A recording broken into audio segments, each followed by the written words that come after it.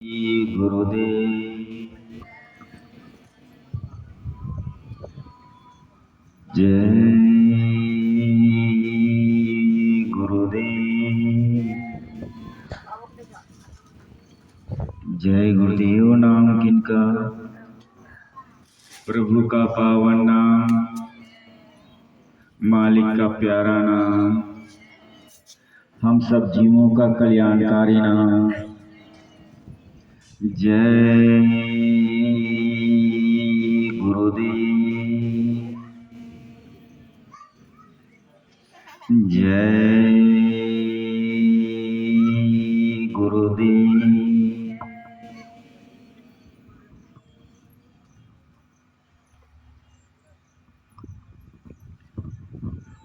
सर्वप्रथम परम पूज्य परम दयाल सतगुरु स्वामी बाबा जय गुरुदेव जी महाराज के श्री चरणों में कोटि कोटि नमन। जय गुरुदेव। सभी सत्संगी प्रेमी जन आपको भी सादर जय गुरुदेव। प्रेमियों, ये हम सबों का बड़ा अहोभाग्य और इस मालिक की विशेष दया है और उनकी कृपा जो कि हम सबों के बीच में पड़ी और मालिक ने विशेष अवसर विशेष दया हम प्रेमियों पर बरसाए। ये हम जीवों के लिए बड़ा सौभाग्य है। यही सौभाग्य हम लोगों को बार बार ऐसा अवसर, ऐसा मौका, ऐसी शुभ क्षण, शुभ घड़ी मालिक देते रहे। ऐसी शुभ घड़ी पर उनकी कृपा दया में हर सदैव बने रहे। ऐसे ही कामना हम इस मालिक से करते हैं और प्रार्थना करते हैं कि हम सबों को सद्बुद्धि दे, सद्ज्ञान दे, सद्विचार दे और उसी सद्विचार और सद्भावना और सत्ज्ञान के राह पर चल करके ये जो मानव जीवन है ऊपर वो परमात्मा का विशेष दया मेहर से जो हमको मिला है वो मेरा जीवन सफल हो जाए। जिस काम के लिए भगवान ने, परमात्मा ने, ईश्वर खुदा ने ये मनुष्य शरीर हम जीवों को प्रदान किया है उसका लक्ष्य की प्राप्ति हो जाए। प्रेमियों, ये लक्ष्य ही जो है कि सबको पता रहना चाहिए। सभी मनुष्य को अपना लक्ष्य मालूम होना चाहिए। जो अंतिम लक्ष्य होता है, जो अंतिम मुकाम होता है, अंतिम लक्ष्य होता है, वो मुकाम अंतिम लक्ष्य को होश हवासों में रह कर उसे याद करते रहना चाहिए और उससे हमेशा पाने की अंतर में एक इच्छा होती रहनी चाहिए। तो महापुरुषों ने कहा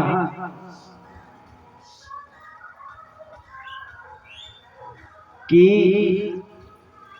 ये मनुष्य जीवन बड़ा अनमोल है।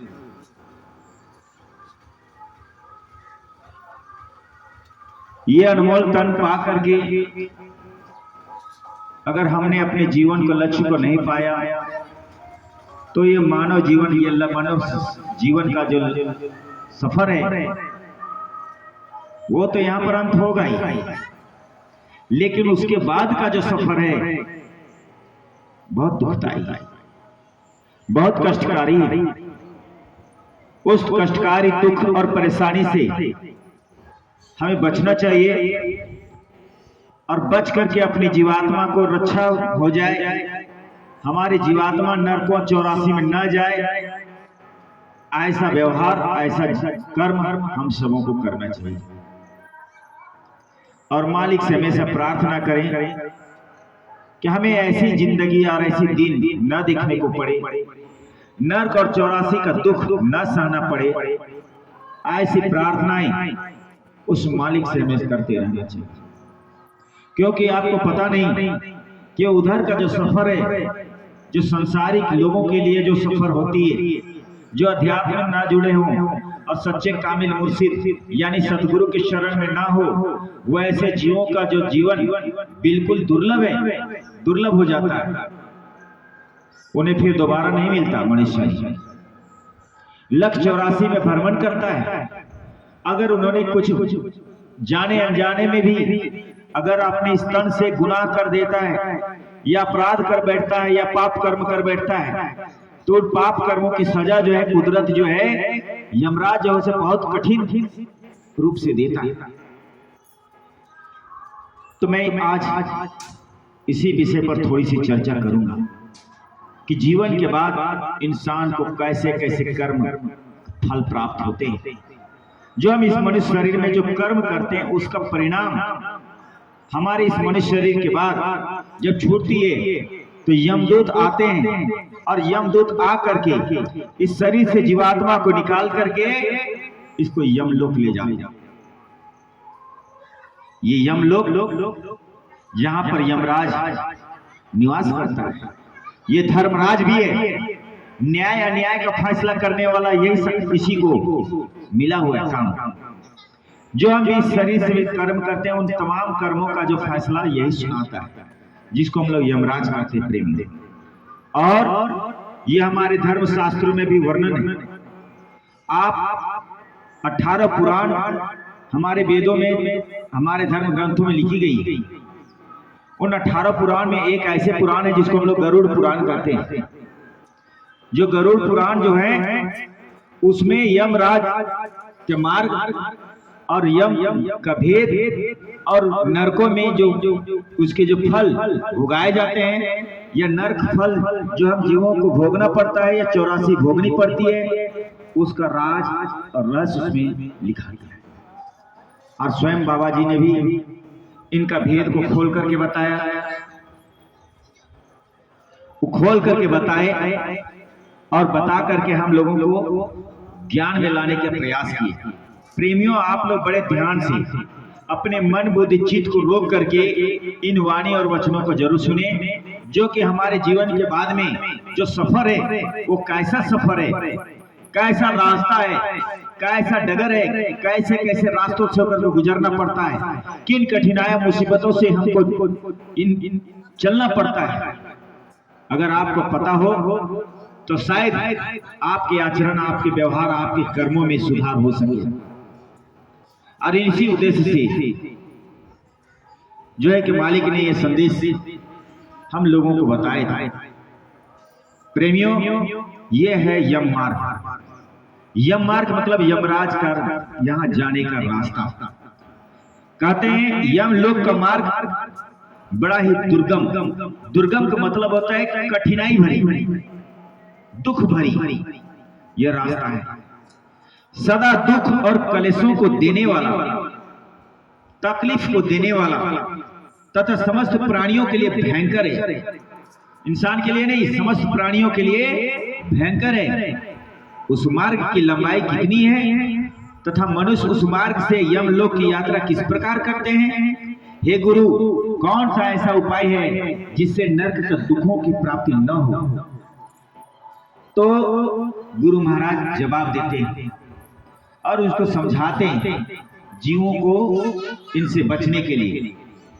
तो आप बड़े ध्यान से सुने, इधर ध्यान देंगे तो आपको एक एक वाणी इस वचन आपको समझ में आएगा। गुरु महाराज कहते हैं कि संसार भाव के प्राणी हैं, अपने अपने स्वतंत्र स्वभाव से बहते रहते हैं।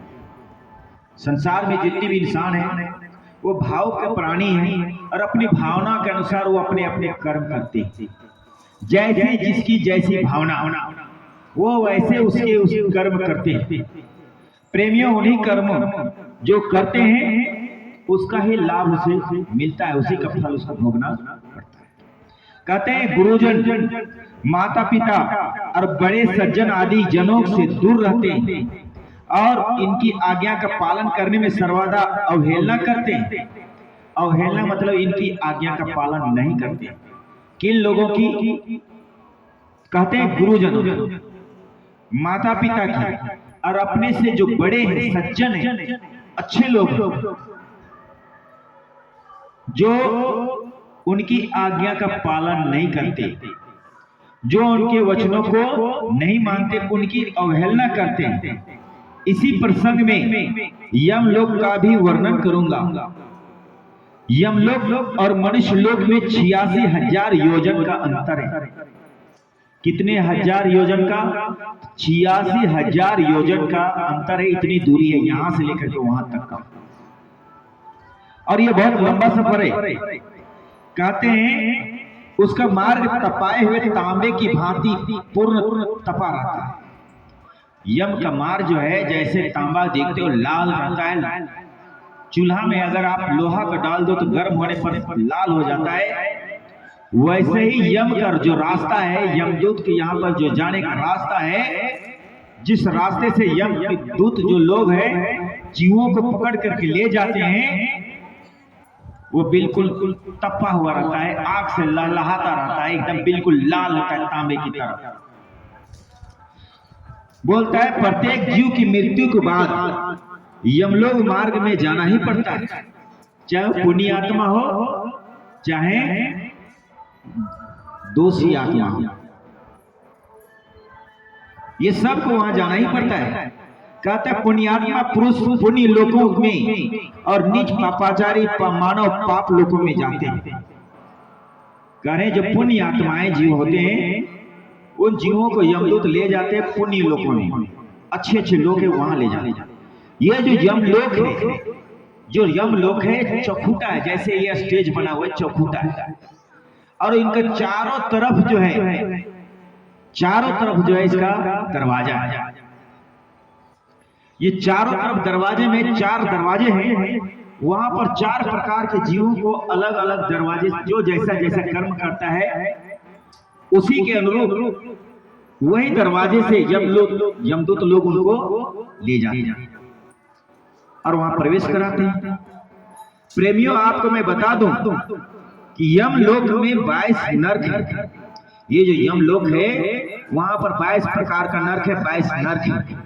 मैं एक एक नरकों के बारे में बताऊंगा, जिनके भीतर पापी और दुराचारी मनुष्यों को पृथक पृथक यातना दी जाती है। पृथक पृथक का मतलब होता है अलग अलग अलग अलग प्रकार की यातनाएं, मतलब को दुख यानी कष्ट भुगाया जाता है। उनके नरकों के नाम जो है ये निम्नलिखित है।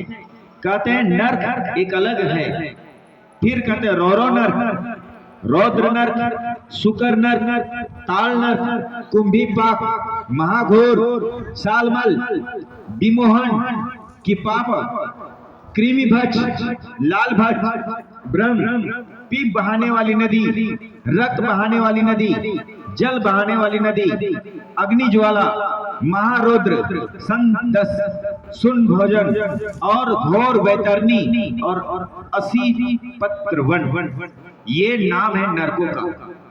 और इन तमाम नरकों में जो है जीवात्माओं को ले जा करके वहां पर जो है सजा दी जाती है। प्रेम यह मार्ग में ना तो कहीं वृक्ष की छाया है, बड़े ध्यान से सुनिए प्रेमियों, क्योंकि आपको इस नर्क को भी दिखाया जाएगा। जब जीवात्मा जाने लगेगी तो एक झलक यहाँ भी आपको उसका दर्शन कराया जाए कि देख लो कैसा होता है, नर्क कैसा होता है। तो प्रेमियों आप लोग भी इस चीज को जानकारी में रखें। कहते हैं यमलोक में ना तो कोई वृक्ष है, ना छाया है, ना तालाब है, ना पोखर है, कुछ नहीं, ना बावली, ना पुरस्करणी है, ना नदी और पर्वत है, ना ठहरने योग्य कोई स्थान है, रहने का भी ठहरने का भी कोई जगह नहीं। कहता है यहाँ अत्यंत कष्ट में बड़ा थका मांदा जीव विश्राम कर सके ऐसा कोई जगह नहीं। कहते हैं महान कष्ट के पथ पर जब पापियों को निश्चित ही जाना पड़ता है, जो पापी और दुराचारी जीव होते हैं उनको इसी रास्ता से जाना पड़ता है। जीव की जितनी आयु नियत है उसका भोग पूरा हो जाने के पर इच्छा न रहते हुए भी प्राणियों को त्याग करना पड़ता है। बाबा जी भी कहते हैं इस चीज को कि जैसे ही सांस की पूंजी खत्म हो जाएगी, और सांस की पूंजी खत्म होने के बावजूद भी इंसान को रहता है कि मैं जिंदा रहूं, मैं मरूं नहीं, और जो है वो चाहता है कि हमें और जिंदगी मिले, लेकिन वहां पर 1 मिनट भी आपको मौका नहीं दिया जाता। यमदूत आते हैं, निकलना नहीं चाहते हैं, छाती में पैर रख करके हाथ अंदर घुसेड़ करके गर्दन पकड़ करके खींच के निकालते हैं। उस समय जो पीड़ा होगी वो तो दर्द सहने वाला नहीं होगी, बर्दाश्त नहीं किया जा सकता, इतनी दर्द होती है।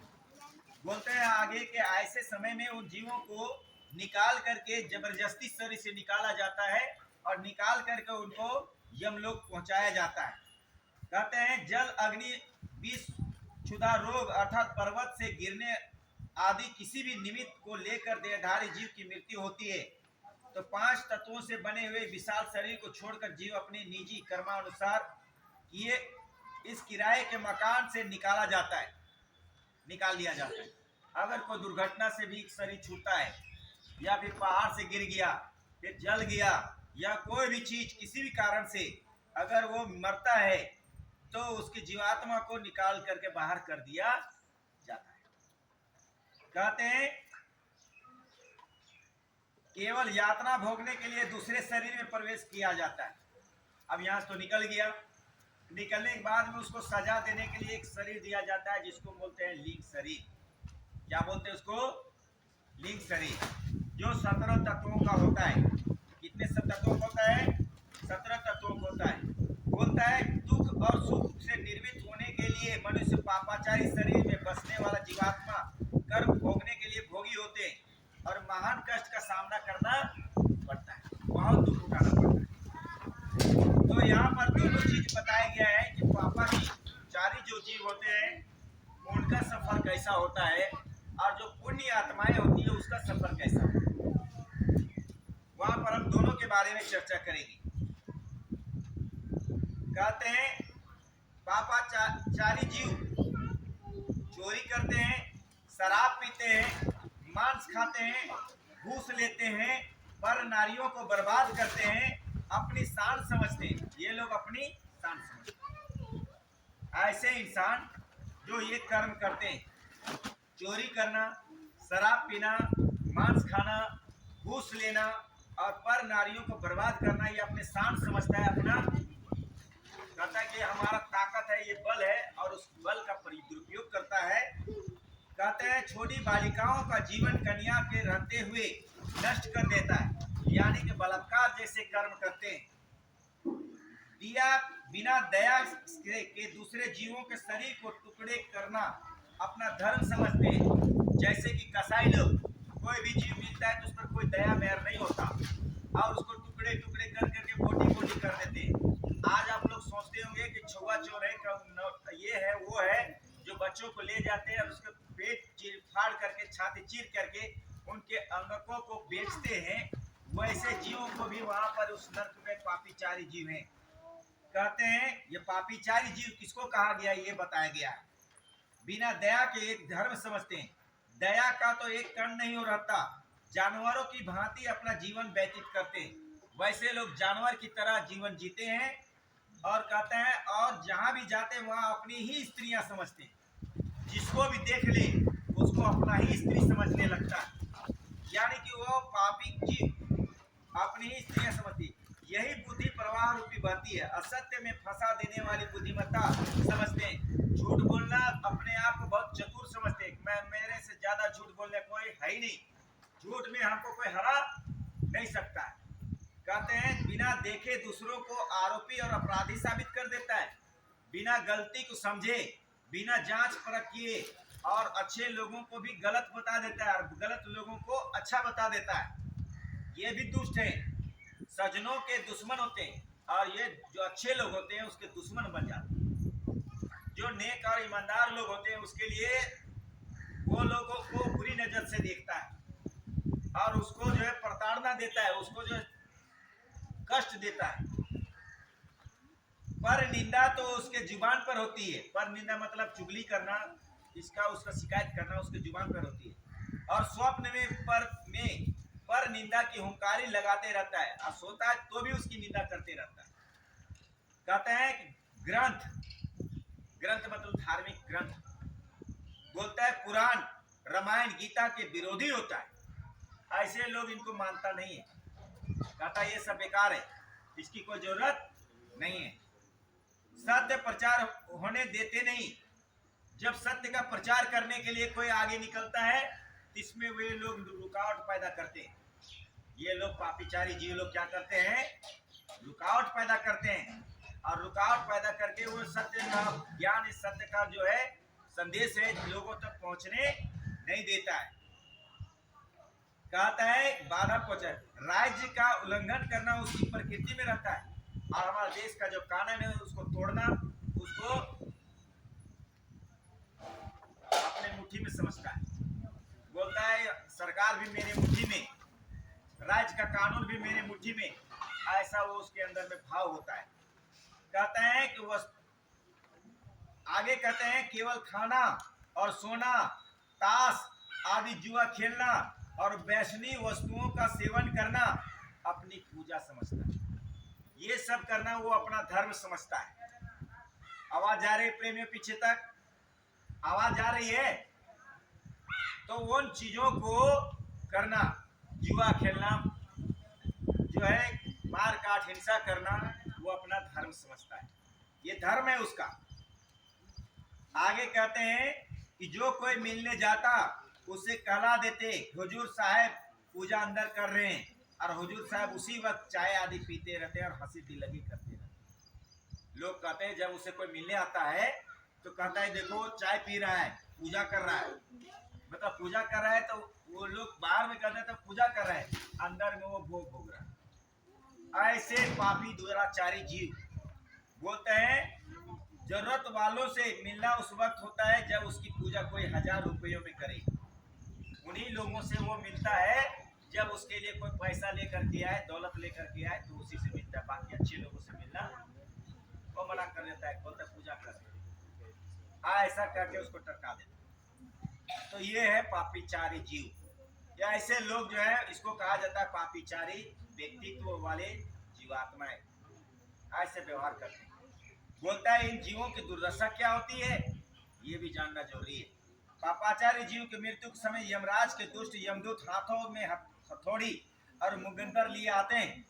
वे बड़े भयंकर होते हैं, उनकी देह से दुर्गंध निकलते रहती। यमदूत जब आते हैं शरीर को लेने के लिए, जीवात्मा को लेने के लिए, तो उसके शरीर से ऐसी बदबू निकलती है, बदबू का बर्दाश्त नहीं कर सकती। और हाथ में मुगद्दर रहते हैं, हथौड़ा वगैरह कटार वगैरह लेकर के साथ में आते हैं। कहता है कि उन यमदूतों की दृष्टि पड़ते ही मनुष्य कांप उठता है। जब समय हो जाता है, मनुष्य मौत के समय में आ जाता है, उस समय मरने से 1 घंटा 2 घंटा पहले, मरने से 1 घंटा 2 घंटा पहले उन तमाम जीव जो इस मृत्यु मंडल में जो भी पैदा लिया है उसकी आंखें खुल जाती है, उनको सब कुछ दिखाई देने लगता है। यमदूत आके खड़े हो जाता है, यमदूतों को भी वो देख लेता है, और कुछ भी इशारा होता है वो प्रकृति की तरफ, तो उस प्रकृति के अनुसार उसको अनुभव होने लगता है क्या मेरा मौत होने वाला है। यमदूत आ गए, कुत्ता बिल्ली रोने का आवाज सुनाई देने लगता है। तो ऐसे समय में यमदूत आते हैं, और जब उसको वो यमदूत को वैसे जीव पापाचारी जीव जब उनको देख लेता है तो देख करके उसके जो है शरीर थर्राने लगता है, कांपने लगता है, और भ्राता माता चाचा पुत्र और दोस्तों को पुकारने लगता है। उस वक्त जब उसके स्वरूप को सामने देख लेता है तो सबको क्या करता है, याद करता है, ए दादा आओ ने बचाओ ने, हमका चिल्लाता है, ए मैया बापा आओ ने बचाओ ने, देखिए ने कौन कौन कैसे कैसे आया है ना, बहुत खराब, बहुत दुर्गंधपूर्ण ऐसे व्यवहार करने वाला जो है कि वहां पर जीव आ रहे, तो उसको आभास हो जाता है। और जब आभास हो जाता है तब वो जो रोना चिल्लाना शुरू करता है, पुकारना शुरू करता है कि बचाओ बचाओ बचाओ, लेकिन वहां कोई बचाने वाला नहीं आता, कोई उसकी रक्षा करने वाला नहीं होता, कोई उसको बचाने वाला नहीं होता। आगे कहते हैं उसी वक्त जो वाणी स्पष्ट समझ में नहीं आता, अंदर से वो तो चिल्लाता है लेकिन उसका आवाज थोड़थोड़ाने लगता है। थोड़थोड़ाने मतलब समझ रहे, वो बोलना कुछ और चाहता है लेकिन उसको सुनने वाले को समझ में नहीं आता है कि क्या बोल रहा है, यानी इशारा करके बोलता है, लेकिन इशारा भी समझ में लोगों को नहीं आता है। मुंह उसको ऐंठ दिया जाता है, जुबान उसका ऐंठ दिया जाता है ताकि ये कुछ बोल नहीं सके। चिल्लाता तो जोर से लेकिन आवाज मुंह से बाहर नहीं निकलता है। तो इशारे से वो कुछ कुछ बोलना चाहता है, लेकिन इशारा भी कौन समझे, बिना बात को कोई समझ सकता है, नहीं समझ सकता। कहते हैं एक शब्द बोलता है ऐसे, उस वक्त उसकी वाणी स्पष्ट समझ में नहीं आती, एक शब्द एक ही आवाज जान पड़ती है, भय के मारे रोगी की आंखें कांपती है और उसी भय के से उसका मुख सूख जाता है, आंख ऊपर की ओर उलटने लगता है, पलट जाता है आंख, और दृष्टि की शक्ति भी नष्ट हो जाती है, देखने की शक्ति भी खत्म हो जाती है। बोलता है फिर वह अत्यंत वेदना से पीड़ित होकर उस शरीर को भी छोड़ देता है और फिर यम की डोरी के आधार पर वो चलने लगता है। यम उसको बांधता है रस्सी में अपना और उसको घिसियाते हुए वहां से उसको ले चलता है। तो बोलता है वो उसको जब ले जाता है तो रास्ते में बहुत कष्ट देते हुए जाता है। फिर उसका वहां इंसाफ होता है, तब फिर उसको दूसरा शरीर दिया जाता है जो रंग रूप रेखा में उसी शरीर में मिलता जुलता रहता है, परंतु पिशाच शरीर होता है। पिशाच शरीर मतलब प्रेत योनि होता है। पिशाच शरीर में माता के गर्भ से उत्पन्न नहीं कर्म जनित होता है। ये यातना भोगने के लिए ही मिलता है, जिसको हम लोग लिंग शरीर कहते हैं। क्या कहते हैं? लिंग शरीर। ये अलग 17 तत्वों का शरीर होता है। ये जीवात्माओं को उसमें डाला जाता है, और डाला इसलिए जाता है ताकि उसको वहां पर उसको सजा दे सके। क्या दिया जा सके? उसको सजा दिया जा सके। बिना शरीर को तो सजा दे नहीं सकता, तो जीवात्मा को वहां पर डाल करके उसको सजा दिया जाता है। कहते हैं वो जो तुरंत ही यमराज के दूत उसे अपनी कांटों से रस्सी में बांध कर मृत्यु काल आने पर जीव को दारुण दुख होता है। उस दुख से जीव अत्यंत दुखित होता है, भयंकर आवाज से चिल्लाता है। उस समय भूतों से उसके शरीर का संबंध टूट जाता है। जीव शरीर से निकलते समय जोर जोर से रोता है। माता पिता भाई स्त्री मामा चाचा मित्र भाई बेटा बेटी सबको पुकारता है, लेकिन वहां पर कोई बचाने वाला नहीं मिलता है। नाता भी टूट जाता है, वहां से रिश्ता भी क्या होता है? सबका टूट जाता है। जैसे इस शरीर से जीवात्मा निकली कि आपके साथ में जो उसका संबंध है वो बिल्कुल खत्म, नाता रिश्ता सब क्या होता है? खत्म। वहां पर एक ही संबंध होता है, वो यमराज और जीवात्मा का, यमदूत और जीवात्मा का। बोलते हैं आगे, वह मार्ग अंधकार पूर्ण अपार अति भयंकर और पापियों के लिए अति दुर्गम है। यमदूत पास में बांध कर उसे खींचते हुए मुकद्दर से पीटते हुए विशाल पथ पर यानी रास्ते से ले जाते हैं, और जो है उनको पहुंचाने पर जो है कि वहां पर जो कहते हैं उनके मुख विकराल और नासिका टेढ़ी, आंखें तिरछी, थोड़ी कपोल और मुख फैले हुए तथा लंबे होते हैं। वे अपने हाथों से विकराल और भयंकर आयुध लिए हो रहते हैं, और इन हथियारों से अग्नि के लपेटे निकलते रहते हैं, है ना। और उसको दंड देते हुए, उसको मारते पीटते हुए, उसको सजा देते हुए, घिसेटते हुए उन तमाम दुष्कर्मी जीवों को जो है कि उसको ले जा करके यम तक पहुंचाते हैं। प्रेमियों, ये तो बहुत भयंकर रास्ता है। अगर मैं इसकी चर्चा करूं तो सुबह से शाम हो जाएगा, लेकिन इसमें से हम यहीं पर कहते हैं कि ये बहुत दुख देने वाला है। और ये दुख जो है किसको भोगनी पड़ती है? जो हमारे अंदर में बैठी जीवात्मा है, उसी को ये दुख दिया जाता है। प्रेमियों, अभी तो आपको मनुष्य शरीर में है, और मनुष्य शरीर में रह करके इन दुखों से बचना चाहते हैं, और इन मार्गों से होकर के नहीं जाना चाहते हैं, और आपको जो है कि पालकी या डोली में बैठा करके आप जाना चाहते हैं। तो प्रेमियों, आप अपने जीवन में अपने व्यवहार को बदलाव लाओ, सत्कर्म करो, अच्छे कर्म करो, बुरे कर्मों से को तिजांजलि दे दो, यानी उसको त्याग कर दो, और पापाचार से मुक्त आगे निकल जाओ, मतलब उसको छोड़ दो, और छोड़ करके अच्छे और नेक काम करो, ईमानदारी के काम करो। और ईमानदारी के जब काम करोगे तो उसमें मालिक ने कहा कि बरकत मिलेगी। और अगर आपने ऐसा काम नहीं किया और गुरुजनों के आज्ञा का पालन नहीं किया, माता पिता के आज्ञा का पालन नहीं किया, अपने से बड़े सज्जन लोग, अच्छे लोग जो आपको रास्ता दिखाते हैं, आपको सही रास्ता में आपको ले जाने का प्रयास करते हैं, अगर ऐसे लोगों की बातों को नहीं मानी और मनमाना तरीके से आपने जो बुरे कर्म और बुरे आचरण किया, तो आपकी जीवात्मा को इसी शरीर से निकाल करके आपको नर्क मार्ग से होते हुए यानी कि यम लोक के रास्ते में लेते हुए आपकी जीवात्मा को घिसेटते मारते हुए वहां ले जाता है। और इन नरकों में ले जा करके जो तो वहां पर उसको सजा देती है, और सजा दे करके उनको जो काफी उनको दुख होता है, और उससे उसको कोई बचा नहीं सकता, वहां पर उसको कोई रक्षा नहीं कर सकता। ये बहुत विशाल देश है, यमलोक में बहुत विशाल देश है, 1 लाख योजन का उसका स्क्वायर फीट है। स्क्वायर अगर किलोमीटर में देखे जाए, किलोमीटर में नहीं, योजन में, योजन बहुत लंबा होता है। 21 किलोमीटर का जो है 1 योजन होता है, तो उतने किलोमीटर का योजन 1 लाख योजन का उसका स्क्वायर फीट में क्षेत्र है, चौकोर है। इसमें से जो है सभी में जो है अलग दरवाजे, चारों कोना में 4 दरवाजे, मैंने पहले बताया 4 दरवाजे कहते हैं। और उसके जो दरवाजे जो है बहुत ऊंचे ऊंचे हैं और बहुत खूबसूरत भी है। बहुत से दरवाजे खूबसूरत है। तो यमलोक में जो दरवाजे हैं उसका, जिसकी 4 दीवारें सोने की बनी हुई है, जो हजारों योजन ऊंची है। इस पूरी का पूर्व का द्वार बहुत ही सुंदर है। तो यमलोक का जो पूर्व का दरवाजा है बहुत ही खूबसूरत है, सोने का बना हुआ है। बोलता है वहां फहराती हुई सैकड़ों पताकाएं होती है, वहां पर झंडा भी लहराते रहता है। बोलता है वहां सुंदर लगते हैं, हीरे, नीलम, पुखराज और मोतियों से के द्वारा वो सजाया हुआ रहता है।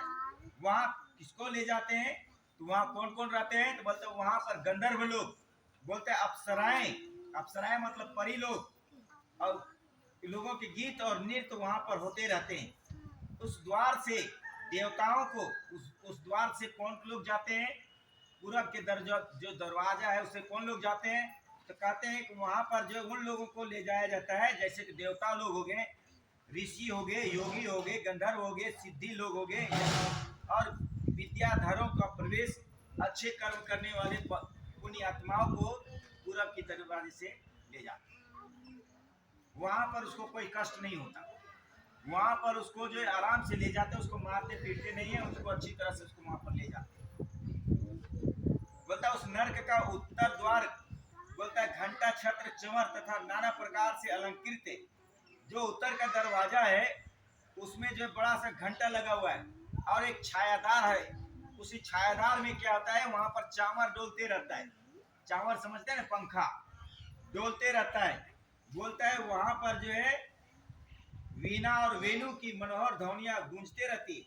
वहां पर वीणा बजते रहती है, आवाज, मधुर आवाज है वहां पर सुनाई देते रहती है। बोलता है गीत, मंगल और ऋग वेद के सुमधुर शब्द सुनाई देते हैं। वहां पर वेद उच्चारण होते रहता है। वेदों का क्या होता है, वहां पर उच्चारण होता है। ऋग वेद में जो वेद मंत्र हैं वो मंत्रों का वहां पर 24 घंटा उच्चारण होते रहता है। बोलता है कि वहां ऋषियों का समुदाय शोभा पाता है। कहता है वहां पर कौन लोग जाते हैं, जो ऋषि और मुनि लोग होते हैं, तपस्वी लोग होते हैं, तपस्या करके जो है कुछ पुण्य कर्म करते हैं, वे लोग इसी रास्ते में जाते हैं। कहते हैं इस उत्तर द्वार से उन्हीं पुण्य आत्माओं का प्रवेश होता है और उधर जाते हैं। आगे कहते हैं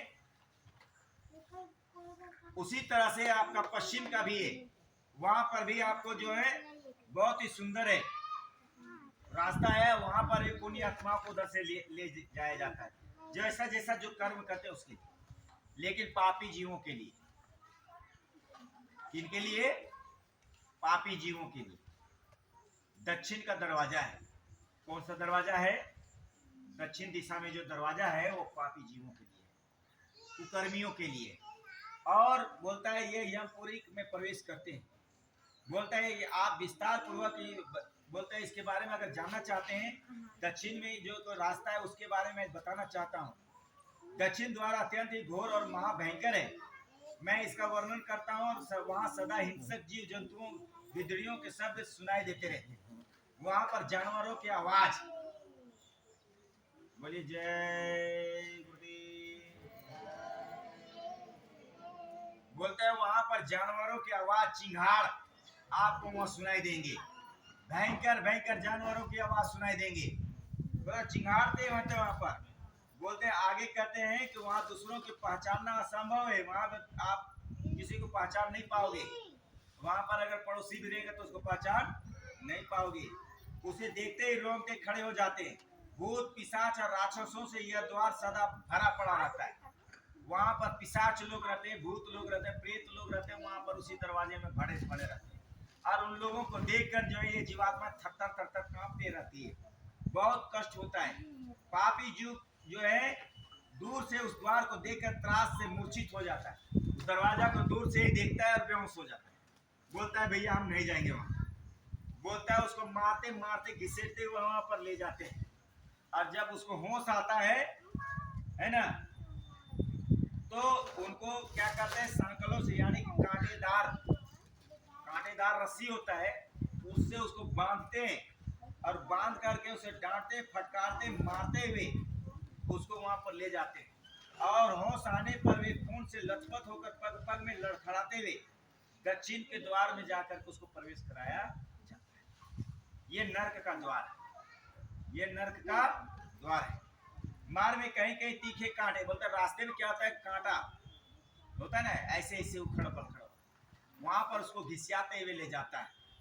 बोलता है कहीं कहीं तो छुरे के धार के समान पत्थर गड़े रहते हैं और बिछे रहते हैं, कहीं कहीं कीचड़ भरा रहता है, कहीं ऐसे गड्ढे होते हैं जिसको पार करना असंभव सा होता है, कहीं कहीं लोहे के सुई के समान कील गड़े हुए रहते हैं। और उसी रास्ते से आपको चलाते हुए घिसेते हुए मारते हुए पीटते हुए इन दुष्कर्मी जीवों को, जो पाप कर्म करते हैं, इन पापियों को वहां पर ले जाते हैं।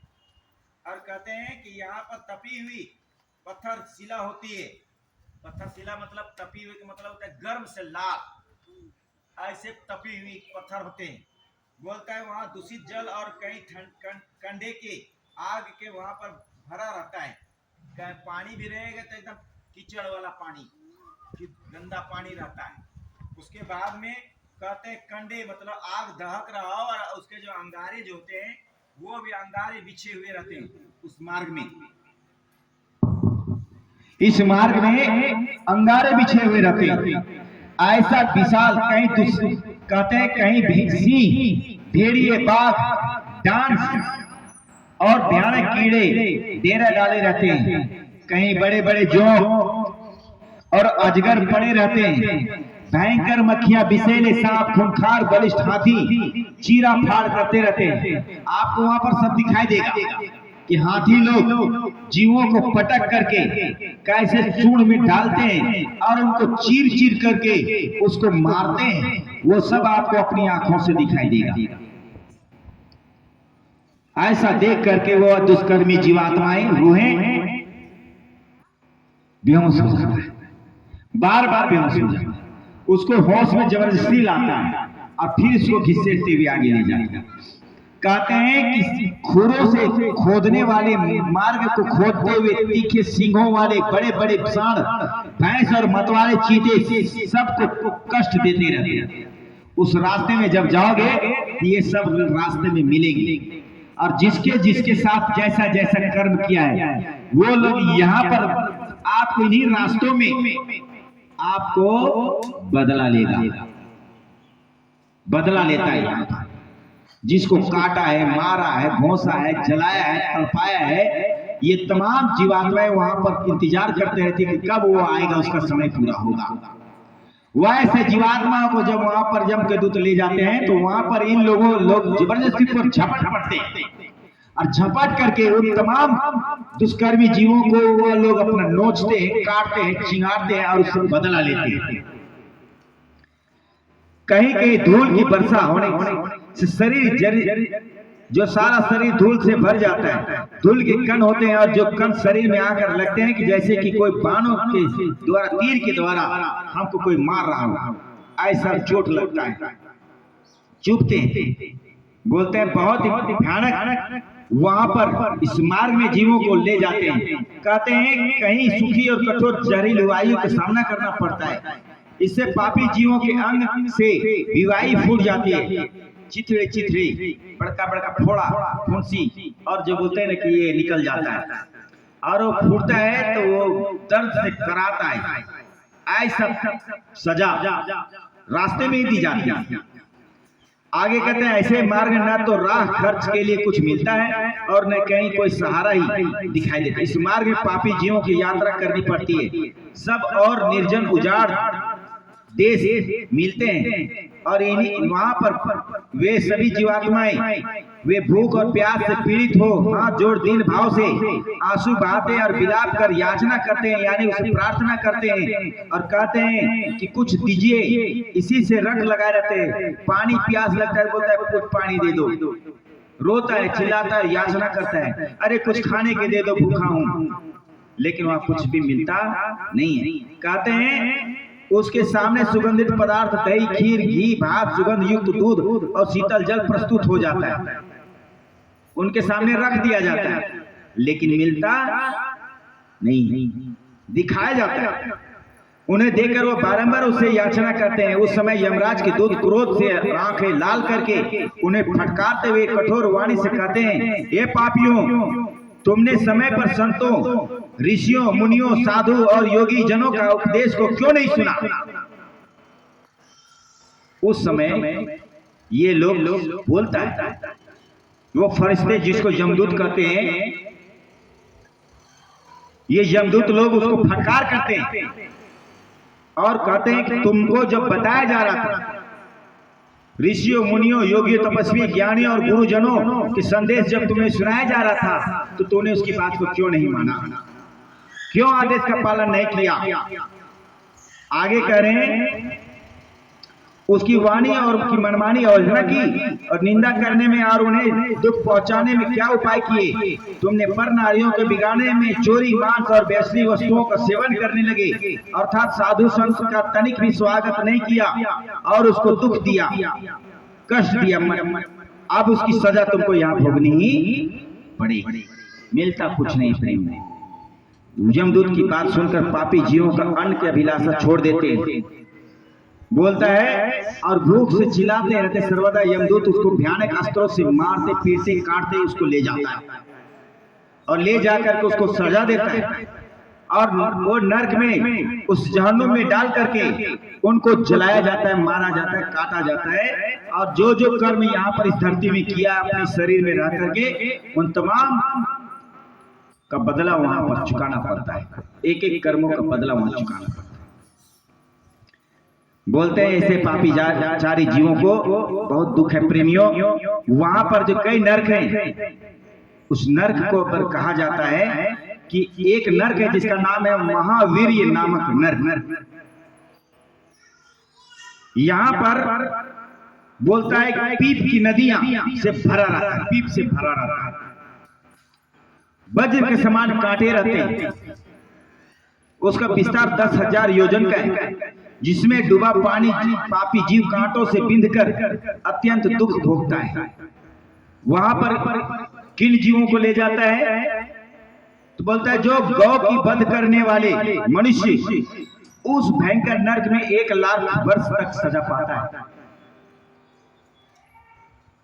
एक है कुंभी पार्क नरक। बोलता है यहाँ पर जो है कि बहुत बड़ा तांबे के घड़े के समान होता है, दबकता रहता है, लाल रहता है। वहां पर डाल करके उन जीवात्माओं को पकाया जाता है। तो किन लोगों को पकाया जाता है?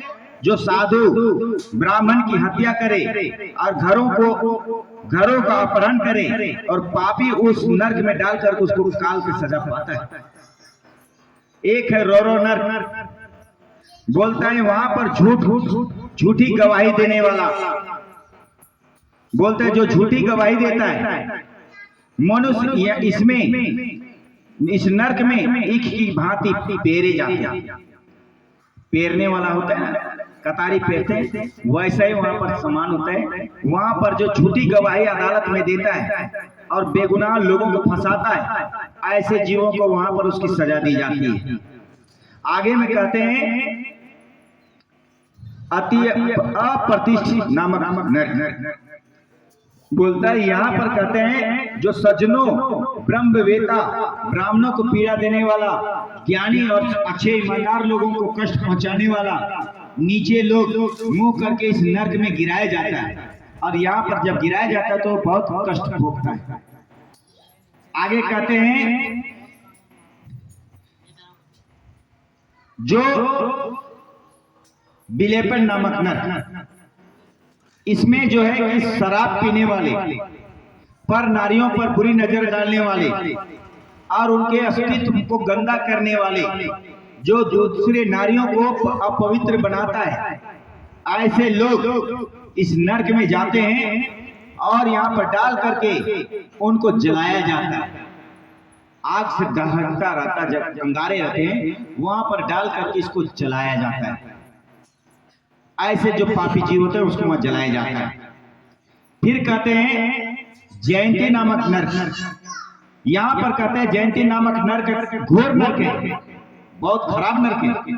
लोहे का बहुत विशाल पहाड़ के समान चट्टान है का जैसा दिखने वाला जगह है। यहाँ पर उस चट्टान में पटका जाता है, पटक पटक कर मारा जाता है।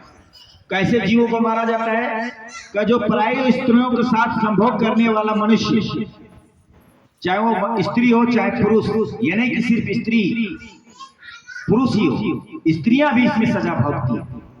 कह रहे हैं कि जो स्त्री और पुरुष, जो पराये पुरुष और पराये स्त्री पर जो इस तरह के गंदे हरकत करते हैं, संभोग करते हैं, मनुष्य उस चट्टानों पर ले जाकर को जलाया जाता है और उसको पटक पटक करके वहां सजा दी जाती है। एक बार नहीं, जैसे कपड़े वहां पटके जाते हैं वैसे उस जीवात्मा को, रूहों को वहां पर पटक पटक करके सजा दी जाती है।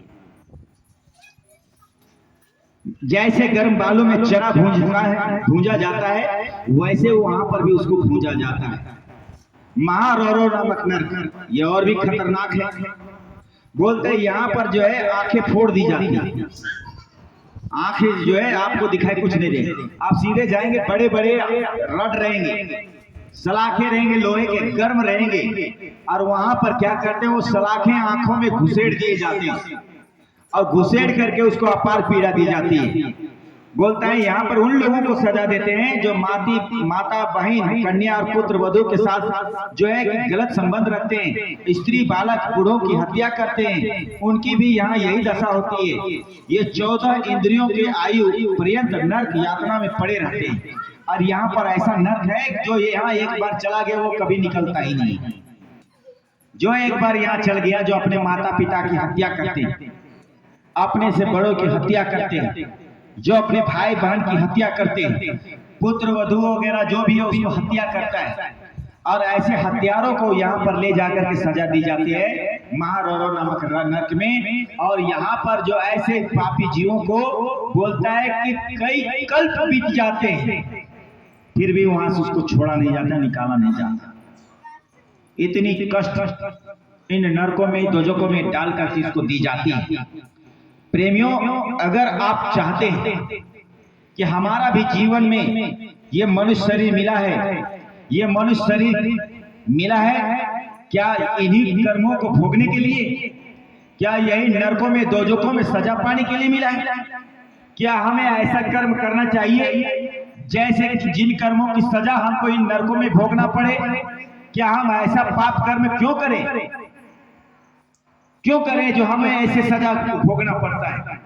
यहाँ पर तो आपको पता नहीं चलता, लेकिन जब यहाँ से जीव रूह को निकाली जाती है तब उसकी असली सफर शुरू होता है और उसके कर्मों के हिसाब से उसको सजा दी जाती है।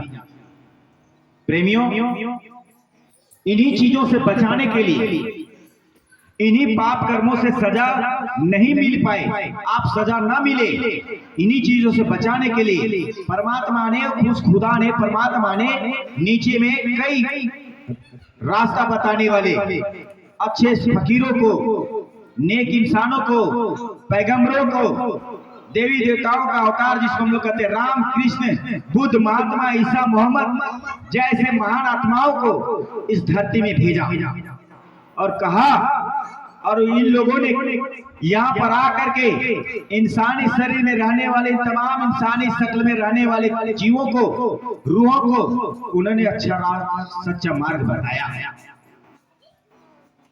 लेकिन फिर भी हम उस मार्ग को मानने को तैयार नहीं है। पाप कर्म करना हम अपना धर्म समझते हैं, बुरे कर्म करना, शराब पीना, हत्या करना, कत्ल करना, ये हम अपना धर्म समझते हैं और शान और शौकत से अपने अंदर में इतनी गुमान अहंकार से भरे चूर रहते हैं कि इसको कुछ भी इसके बारे में समझ में नहीं आता। ऐसे तमाम रूहों को निकाल करके शरीर से नरकों में ले जा करके इसको सजा दी जाएगी।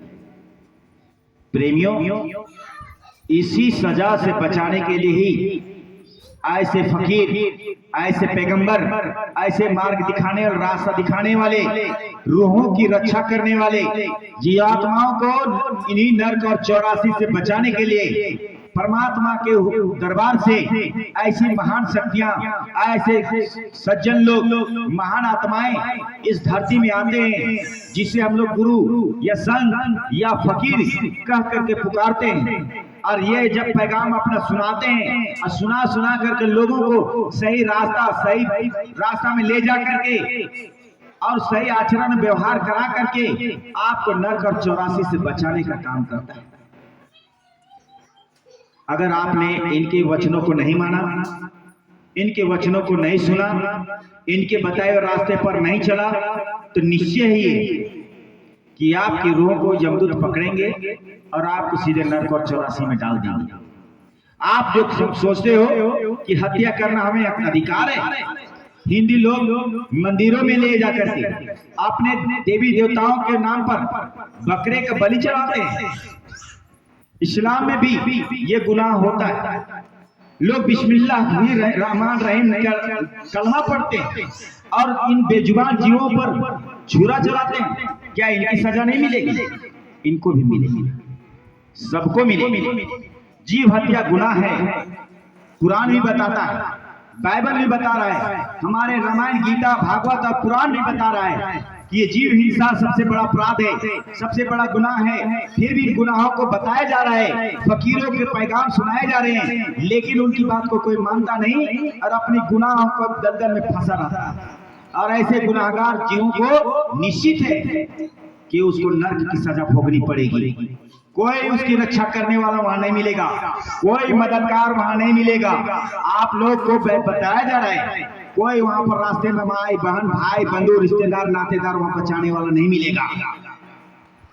इसीलिए हमारे धर्म शास्त्रों में, हमारे कहने का मतलब ये नहीं, इंसानी शक्ल में जितने भी यहाँ लोग हैं और जितनी भी धार्मिक पुस्तकें हैं, वो सब के सब हमारे हित के लिए, चाहे वो कुरान हो, चाहे बाइबल हो, चाहे वो रामायण हो, गीता हो या भागवत हो या वेद हो या 18 पुराण हो, ये सभी हमें यही शिक्षा देती है कि तुम्हें नेक काम करना है, अच्छे काम करना है और आप अपने आप को गुनाहों से बचाए रखना है, गुनाहों को तौबा करना है और तौबा करके उनसे दूरी बनाए रखना है। अगर आपने गुनाह किया तो निश्चित है कि उनकी सजा आपको भोगनी ही पड़ेगी। कोई आपको बचाने वाला वहां पर नहीं मिलेगा, चाहे वो आप कितनों भी कुछ मंदिर चले जाओ, कितनों भी पूजा पाठ कर लो, लेकिन अगर ये गुनाह आपसे हुए हैं तो आपको माफी मिलने वाला नहीं। क्योंकि मैंने देखा और मैंने पढ़ा भी है, बाइबल भी पढ़ा, कुरान का भी मैंने अध्ययन किया, वेदों को भी अध्ययन थोड़ा बहुत किया है, रामायण और गीता को भी मैंने पढ़ा है। यहाँ पर कहीं भी हमारे गुनाहों की माफी नहीं लिखी हुई। इस तन से अगर तुम कुछ भी गुनाह कर लो, कोई भी बुरा कर्म कर लो, तो आपकी इस रूह को माफी मिलने वाला नहीं है। निश्चित है कि उस कर्मों को सजा हमको आपको दोजखों में, नरकों में भोगनी ही पड़ेगी। तो प्रेमियों, अभी आपको बचाने वाला, आपको समझाने वाला, आपको सही रास्ता दिखाने वाला वो कामिल मुर्शिद, वो संत फकीर इस धरती पर आया है और आपको ये संदेश दे रहा है, आपको बता रहा है कि इन गुनाहों से करो, बुराइयों से तौबा करो, इन बुराइयों से कुर्बानी करो। कुर्बानी का मतलब होता है इन तमाम बुराइयों की छोड़ना। लेकिन हम लोग उन पर कुर्बानी नहीं करके हम जीवों की हत्या करते हैं और कहते हैं कि मेरी कुर्बानी पूरा होगा। कुर्बानी का मतलब होता है त्याग करना, अपनी बुराइयों को छोड़ना, अपनी बुराइयों से दूर हो जाना और अपनी बुराइयों को कभी भी पलट करके नहीं देखना। इसको कहते हैं कुर्बानी। इब्राहिम ने तो ऐसे ही किया था, अपने पुत्र के मोह को त्याग दिया, अपने पुत्र को त्याग करके उनसे हमेशा के लिए रिश्ता नाता तोड़ दिया। उनके प्रति जो मोह, ममता और अभिमान था उससे दूरी बना लिया। तब जाकर के उनको खुदा का दीदार हुआ। ऐसे नहीं वो नेक इंसान था, वो पैगंबर होने के बावजूद भी उसको आकाशवाणी कलमा सुनाई देते थे, लेकिन दीदार नहीं हो पाता था।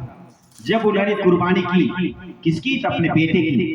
बेटे को खंजर नहीं चलाया था, उसको कत्ल नहीं किया था, क्योंकि कत्ल करना गुनाह होता है, हत्या करना पाप है। चाहे वो पशु हो, कीड़ा हो, मकोड़ा हो या कोई भी हो, किसी भी जीव को आप हिंसा करते हो, मारते हो, तो वो गुनाह कहलाता है।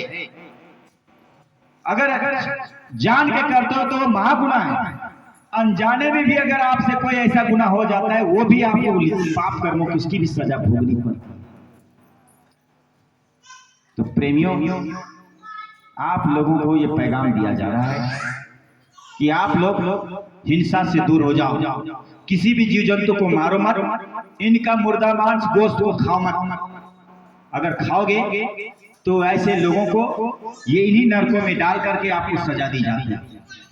तो प्रेमियों, हम ज्यादा समय नहीं लेंगे, बस मैं इतना ही आप सब से हाथ जोड़ करके प्रार्थना करता हूँ कि बाबा जय गुरुदेव जी महाराज वैसे ही पैगंबरों में से, ये तो पैगंबर आते थे, इनके हुक्म से आते थे। इन्होंने ही तमाम पैगंबरों को नीचे भेजा, फकीरों को भेजा, अवतारी शक्तियों को भेजा और कहा कि ये सृष्टि मेरी बनाई हुई है। वहां के लोगों में अधर्म फैल गया, अज्ञानता फैल गई है, तो वहां पर जा करके इनको रोशनी दिखा, उनको रास्ता बता, और रास्ता बता करके मुझसे मिलने का भेद बता। वो आए और अपना काम किए, बताए, समझाए, बुझाए, लेकिन किसी ने माना नहीं, किसी ने नहीं माना। अब माना नहीं तो उसका दुख भी उठाना पड़ रहा है। जब तक महापुरुष यहाँ पर रहेंगे तब तक वो आपकी मदद करेंगे, हिफाजत करेंगे। अगर चले गए और जाने के बाद पीछे से आप डफली बजाओगे कि वह महात्मा की दया और कृपा और मेहर मुझ पर हो जाए, तो कुछ भी मिलने वाला नहीं है प्रेमी। इसी चीज को ईसा मसीह ने और मोहम्मद साहब ने कहा था, जब हिंदुस्तान की धरती में चारों तरफ गुनाह फैल जाएगा, पाप 90% से 95% तक पहुंच जाएगी, स्त्रियों के नकाब उतर जाएंगे, घर घर में मुजराएं होने लगेगी, हिंदुस्तान की सारी सड़कें काली हो जाएगी, और जो है कि लोग जो है कि धर्म के नाम पर अधर्म करने लगेंगे, शानो शौकत समझेंगे, शराब पीना फैशन समझने लगेंगे।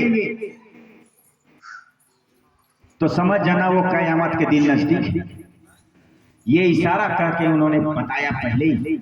उस वक्त जब कयामत नजदीक हो जाएगा, उस वक्त मेरे वालिद, मेरे मालिक, वो खुदा का पैगाम लेकर के, परमात्मा का पैगाम लेकर के, वो ऐसे एक फकीर एक इस धरती पर अवतार लेगा, आएगा, और वो फकीर का लिबास सफेद होगा, जिसका नाम हजरत इमाम मेहदी होगा। वो फकीर इस दुनिया में आएगा, वो किसी से कोई भी भेद नहीं करेगा, ना वो हिंदू देखेगा, ना मुस्लिम देखेगा, ना सिख देखेगा, ना ईसाई देखेगा। वो सबको एक समान एक नजर में रखेगा, ना ही उसे औरत, स्त्री और पुरुष में भेद रहेगा। वो स्त्रियों को भी वही समान अधिकार देगा और पुरुषों को भी वही समान अधिकार देगा, और तमाम अधिकारों को देते हुए वो अपने खजाने से बरकत का ऐसे दौलत लुटाएगा, दौलत लुटाने में भी वो कंजूसी नहीं करेगा। दोनों हाथों से वो तमाम सवाब को वो लुटाएगा, और कोई फर्क नहीं करेगा कि कौन पापी है, कौन पुण्यात्मा है, कौन गुनाहगार है, कौन शराबी है, कौन कबाबी है, कौन गुनाहगार है, कौन तरह तरह के जो जितने भी है, उसको भी वो भुला देगा और उनके तमाम गुनाहों को माफ करेगा। किसको माफ करेगा? जो उनके वचनों को मानेगा और इस धरती में आएगा, तो इन तमाम इंसानी लोगों के लिए वो अपना पैगाम सुनाएगा। अगर उस पैगाम को लोग मान लेंगे तो उस कयामत के वक्त उसकी वो हिफाजत भी करेगा, हिफाजत करेगा। अकाल मौत से मरने नहीं देगा। और तमाम उनके जो मानने वाले लोग होंगे, उन पर विश्वास करने वाले लोग होंगे, उनके बताए हुए रास्ते पर चलने वाले लोग होंगे, उस कयामत के दिन में, उस प्रलय के दिन में, उस महाप्रलय के दिन में जो आने वाला समय वो नजदीक है, बहुत करीब है। और उसी करीबी का इशारा करते हुए कहा कि ऐसे ऐसे जलजले आएंगे, ऐसे ऐसी तूफाने आएंगे, रेतीली तूफाने आएंगे, आसमान से आग की वर्षा होगी, आग की वर्षा होगी, चारों तरफ लड़ाई होंगे, चारों तरफ हाहाकार मचेगा। उसमें जो लाखों करोड़ों लोग उसमें मारे जाएंगे, कुछ बच जाएंगे। तो उस समय अंतिम समय में एक ऐसा जलजला आएगा, ऐसा महाभूकंप आएगा, जहां पर है कि करोड़ों नहीं अरबों लोग साफ हो जाएंगे। बोलता उस जलजले में अगर उस फकीर की जो बात मान लेगा, उनकी पैगाम को सुन लेगा और सुने हुए पैगाम को अपने जीवन में उतार लेगा, तो बाबा जी ने भी कहा और उस महापुरुषों ने भी कहा, ईसा मसीह ने भी कहा और मोहम्मद साहब ने भी कहा कि उसकी हिफाजत हो जाएगी, उनकी रक्षा कर ली जाएगी। वो फकीर, वो हजरत इमाम मेहंदी और उर्फ बाबा जय गुरुदेव जी महाराज, उन तमाम रूहों को जो उनके पैगामों को मान करके और उसको अमल कर लेगा तो उनकी हिफाजत करेगा। और उसका पैगाम क्या है तो आप लोग सुन लो। इस मैक की आवाज सुन रहे तमाम ग्रामवासियों से भी मैं प्रार्थना करना चाहता हूं कि उनकी पैगाम को सुन लो। बाबा जी का एक ही पैगाम है कि आप शाकाहारी रहो, किसी भी जीव जंतु और पशु पक्षियों को मार करके मुर्दा मांस को, गोश्त को अपने इस परमात्मा का दिया हुआ, खुदा का दिया हुआ इस जिस्मानी मस्जिद पर, मंदिर पर मत डालो, इसको कब्रिस्तान मत बनाओ। ये पहला पैगाम उनका है। नशा से दूर रहो, कोई भी ऐसा नशा मत करना जिससे तुम्हारी बुद्धि पागल हो जाए और मां बहन की पहचान खत्म हो जाए, अच्छे बुरे का ख्याल तुम्हारे बुद्धि से ना खत्म हो जाए। ऐसी नशीले पदार्थ का सेवन जीवन में कभी भी मत करना। ये दूसरा पैगाम। तीसरा पैगाम है पर स्त्री पर पुरुष पर कभी भी बुरी नजर मत रखना। ये तीसरा पैगाम है। और चौथा पैगाम है कि ये कुदरती ईश्वरीय मंदिर और मस्जिद जो कि परमात्मा का चेतन जीवात्मा रूह इसी मनुष्य शरीर में विराजमान है, जिसकी ताकत से तुम चलते फिरते उठते बैठते हो, इसी मनुष्य शरीर में रह करके, इसी जिस्मानी मस्जिद में रह करके वो खुदा का कलाम, वो परमात्मा का अजान, वो जिसको कहते हैं वो कलमा इसी जिस्मानी मस्जिद में 24 घंटे उतर रहे हैं। उस आवाज को इसी जिस्मानी शरीर में रह करके उस अजान को तुम सुन लेना और सुन करके तुम जब सुनोगे तो तब तुम्हारे सारे गुनाहों को माफी मिलेगी, अन्यथा आपको मिलने वाला नहीं। बाबा जी ने कहा और सबको वो रास्ता भेद बताया और कहा कि बच्चा ये नामदान है, ये नामदान को ले लो और नामदान को लेकर के अपनी जीवात्मा की रक्षा हिफाजत कर लो। बाबा जी ने कहा तुम कुछ भी किए हो, जो भी पाप किए हो, जाने अनजाने में जो भी तुमसे बुरे कर्म हुए, तुम तमाम बुराइयों को लेकर के गठरी बांध करके मेरे पास ले चले आओ और तमाम बुराइयों को मेरे हवाले कर दो। मैं तुम्हारे उन तमाम गुनाहों को माफ कर दूंगा और तुम मेरे बताए हुए रास्ते पर चलो। तो मैं जीते जी इसी जिस्मानी मस्जिद के अंदर में ही, इसी मनुष्य शरीर के अंदर में रहते रहते मैं तुम्हारी जीवात्मा को जगा दूंगा। मैं तुम्हारे रूह को उस खुदा का इसी शरीर में रहते रहते मैं उनका दीदार और दर्शन करा दूंगा और करा करके मैं तुम्हारी उस रूह को, जीवात्मा को, तुम्हारी जीवात्मा को इस शरीर से निकाल करके मैं तुम्हारी उस रूह को तुम्हारे घर पहुंचा दूंगा, जहां पर जा करके तुम तमाम तरह के कष्ट और मुसीबत से हमेशा हमेशा के लिए तुम निजात पालोगे, जिसको कहते हैं मुक्ति पाना। इसी को उर्दू में कहते हैं निजात पाना। मोहम्मद साहब ने भी कहा था कि हे मुसलमानों, अगर तुम अपने इस जिस्मानी शरीर में रह करके तूने अपने जीवन में कामिल मुर्शिद की तलाश नहीं किया और उनके बताए हुए रास्ते पर नहीं चला, तो जीवन में तुम्हें कभी भी मुक्ति और मोक्ष मिलने वाला नहीं, निजात मिलने वाला नहीं। अगर तुम निजात पाना चाहते हो तो उन फकीरों के पास, उन कामिल मुर्शिदों के पास तुम दौड़ करके चले जाओ और तुम उसके सानिध्य में रह करके उनका मुरीद बन जा। वो जब उनका मुरीद बनोगे तो वो तुम्हें खुदा के पास जाने का रास्ता जीते जी मरने के बाद नहीं। ये फकीर बाबा जय गुरुदेव जी महाराज ने कहा, जीते जी मरने का सौदा नहीं। मरने के बाद में किसी का चिट्ठी नहीं आया, ना लेटर आया, ना पैगाम आया कि वो नर्क गया, कि 84 में गया, कि दोजख में गया, कि स्वर्ग गया, कि जन्नत में गया। किसी का टेलीफोन नहीं आया कि आपको बता देगा कि मैं जन्नत चला गया, कि मैं स्वर्ग चला गया, कि मैं नर्क गया। वहां से कोई वापस लौट करके नहीं आया, आपको सुनाने के लिए, बताने के लिए नहीं आया। तो बाबा जी ने कहा कि यह अनुभव अपने आप जीते जी शरीर में रहते रहते कर लो। और आपने वो अनुभव इस साधना शिविर में पाया। बहुत सारे प्रेमियों ने अपनी आंखों से, अंतर आंखों से उन्होंने देखा कि जन्नत कैसा होता है, स्वर्ग कैसा है। आपने तो बैठे बैठे यही से देखा। ये कम, ये फकीर का रहमो करम ही है, इस कामिल मुर्शिद का ये दया है जो कि आपके ऊपर में पड़ी। और आप बड़े भाग्यशाली हैं कि आपको ऐसे सदगुरु मिले जिनके शरण में रह करके आप सिर्फ भरोसा कर लो, विश्वास कर लो। तो बाबा जी ने कहा कि मैं तुम्हारी रूह जीवात्मा को नरकों में जाने नहीं दूंगा, दोजख में जाने कभी नहीं दूंगा, लेकिन तब जब तुम आजीवन शाकाहारी रहोगे तब, और नशा से दूर रहोगे तब, जो परहेज बताया उस परहेज करोगे। तो बाबा जी ने कहा कयामत के समय तो मैं तुम्हें बचाऊंगा ही, लेकिन इसके अलावा भी उन्होंने कहा कि मैं तुम्हारी रूह को जमदूतों के हाथे, यानी उन फरिश्तों के हाथे मैं उनको भेजूंगा नहीं, जाने नहीं दूंगा। इन तमाम रूहों को मैं अपने साथ ले जाऊंगा, मैं जहां से आया वहां तक उसको पहुंचा दूंगा।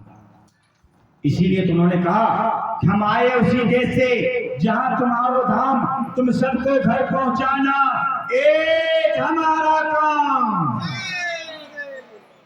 वो इसी मकसद से आया है और इस मकसद में वो कामयाब भी रहे। हजारों ऐसे जीव है, जीवात्माएं हैं, रूहें, जिसको बाबा जी ने अपने साथ लेकर के उनको उनके घर तक पहुंचा दिया और उनको जीते जी पहुंचाया, मरने के बाद नहीं।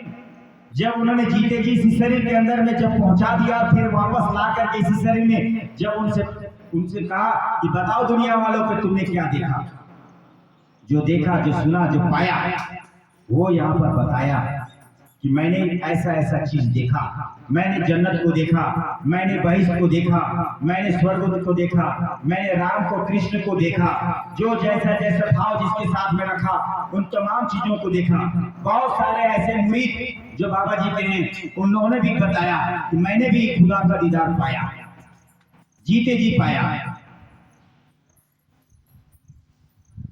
प्रेमियों, वो जाति, वो फरिश्ता, वो पैगाम देने वाला महाशक्ति, महान आत्माएं किसी जाति धर्म में नहीं आते, किसी हिंदू मुस्लिम के घर में नहीं आते, किसी गरीब के या अमीर के घर में नहीं आते। वो मात्र एक इंसानी चोला पहन के आते हैं। इंसानी चोला ना रहे तो आपको पैगाम सुनाएगा तो समझ में कैसे आएगा। आपको समझाने के लिए उसको इंसानी चोला पहनना पड़ता है और आपको समझाएंगे और बुझा करके आपको रास्ता दिखाएंगे। इस धरती में जितने भी पैगंबर आए रास्ता दिखाने के लिए, जितने भी देवी देवताओं का अवतार हुआ, उन लोगों ने क्या किया? आपको तो समझाया, आपको बुझाया, नहीं माने तो तमाम अधर्मियों को नाश कर दिया। खत्म कर दिया। और जो अच्छे लोग रहे उनकी हिफाजत किया और उसको यहाँ पर धर्म की स्थापना करके अच्छे रास्ते पर जीने के लिए पैगाम दिया। लेकिन प्रेमियों, ये वो महापुरुष नहीं है, ये वो महापुरुष है जिसके बारे में पहले ही कहा गया था। ईसा मसीह ने कहा था, जब कयामत के दिन नजदीक आ जाएगी तो मेरे परम पिता परमेश्वर स्वयं इस धरती पर आएंगे। वो मेरे परम पिता परमेश्वर जो है कि सबको कल्याण करने के लिए, सबको निजात देने के लिए, सबको मुक्ति और मोक्ष देने के लिए वो स्वयं चल करके यहाँ आएंगे। और जो उसके ऊपर शरण में आ जाएगा वो सबकी वो हिफाजत करेगा, सबको मुक्ति प्रदान करेगा। ये पहले आज से 2000 साल पहले जो ईसा मसीह थे उन्होंने ये भविष्यवाणी की थी। आज से 1400 साल पहले भी यही भविष्यवाणी मोहम्मद साहब ने भी दोहराया। प्रेमियों, और यही चीज को भगवान कृष्ण ने भी द्वापर आज से 5500 वर्ष पहले भगवान कृष्ण ने भी यही बात को सुनाया था, बताया था और उसके लिए परिचय भी दिया। क्या परिचय दिया?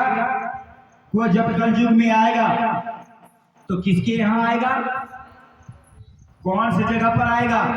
तो आप पंचांग में जाकर पढ़ो, ठाकुर प्रसाद पंचांग में पढ़ो, वहां पर पीछे पे पढ़ने में लिखा हुआ है।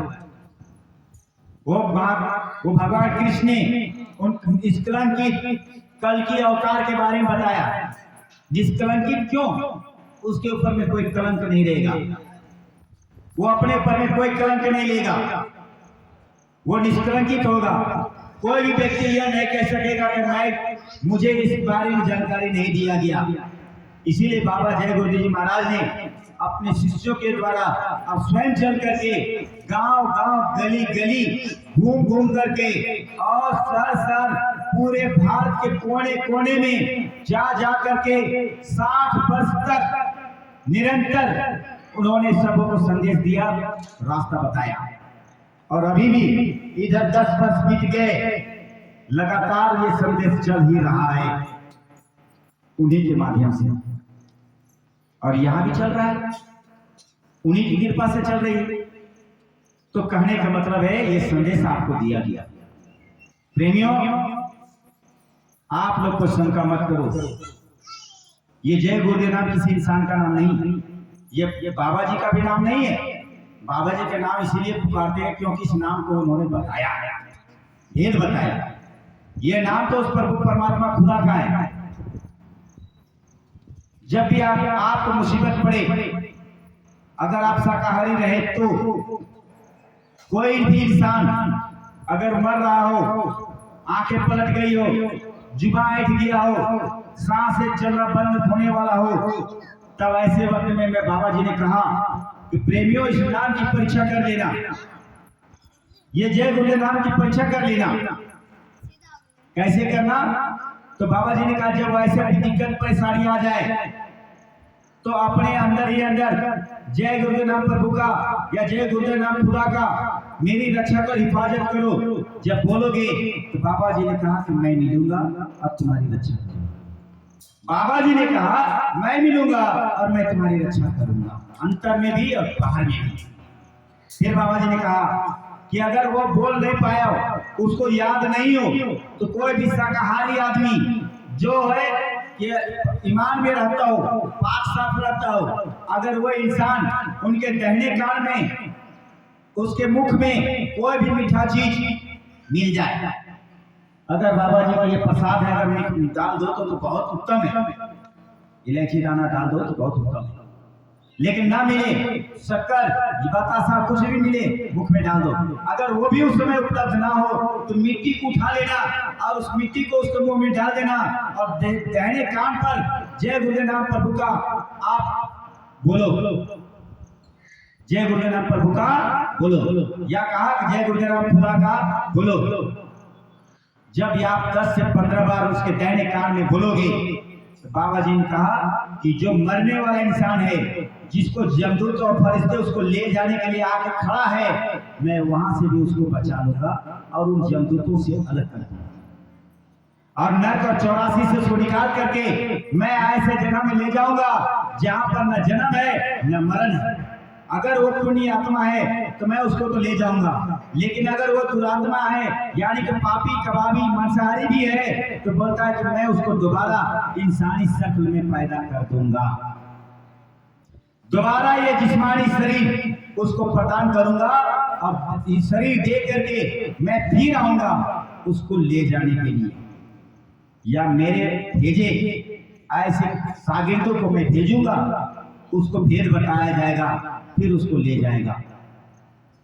यही बाबा जय गुरुदेव जी महाराज ने इन जीवों को पार करने के लिए, मुक्ति देने के लिए, मोक्ष देने के लिए, निजात देने के लिए इन्होंने इसी कलयुग में जहां पर 95% नहीं 99% इस धरती में पाप ही पाप हो गया, गुनाह ही गुनाह हो रहा हो, ऐसे समय में बाबा जी ने इस सृष्टि को चैलेंज कर दिया और कहा कि मैं तमाम गुनाहों को खत्म कर दूंगा, तमाम बुराइयों को इस धरती से निकाल करके बाहर फेंक दूंगा और इस कलयुग में कलयुग को भगा दूंगा और 1000 वर्ष के लिए मैं सतयुग ला करके खड़ा कर दूंगा। इस 1000 वर्ष के अंदर में इस धरती में जो भी इंसानी शरीर में आएगा वो तमाम इंसानी शरीरों को में जो बैठी जीवात्माएं रूहें हैं, मैं उन तमाम रूहों को भेद बताकर, रास्ता बता करके उनको अपने घर पहुंचा दूंगा। प्रेमियों, ये कोई छोटी मोटी संकल्प नहीं है। ऐसे महान शक्ति और महान आत्मा, महान जीवात्मा, महात्मा का आप शिष्य हो, उनके आप मुरीद हो, उनके आप फॉलोअर हो, तो बाबा जी ने कहा तुम्हें डरने की जरूरत नहीं। 3 लोग नौखंड में, गुरु से बड़ा न कोई और करता करे न कर सके, गुरु करे सो कोई।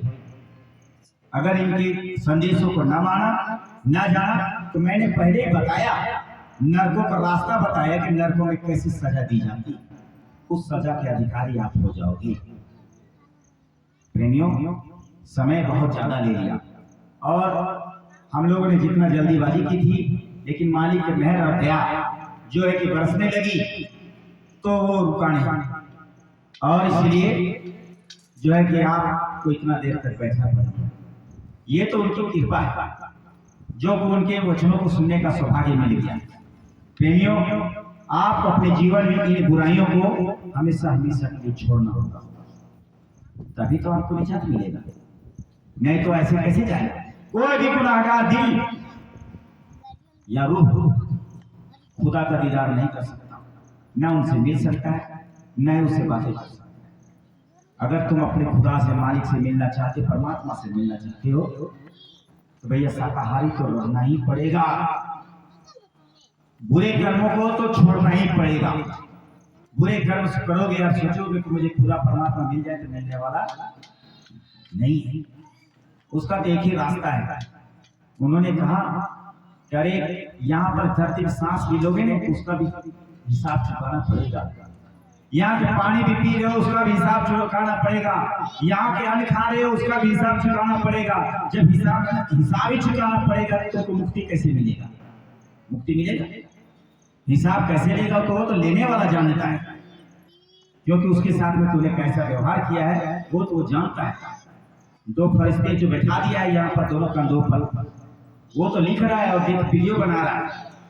एक सेकेंड का, एक पल का वो हिसाब लिख रखता है और वही हिसाब उस कुदरत के दरबार में पेश कर देता है और वहां पर उसको फैसला सुनाया जाता है कि तुमने जिंदगी में क्या किया, क्या नहीं किया, और उसकी सजा इन्हीं नरकों और 84 में डाल करके दोजखों में उसको तड़पाया जाता है। लेकिन ये रूह क्या यही सजा पाने के लिए यहाँ भेजा गया था? क्या जीवात्मा को इसीलिए यहाँ पर भेजा गया था? क्या इसीलिए आपको हमारे शरीर ये जिस्म दिया गया था यही सजा पाने के लिए?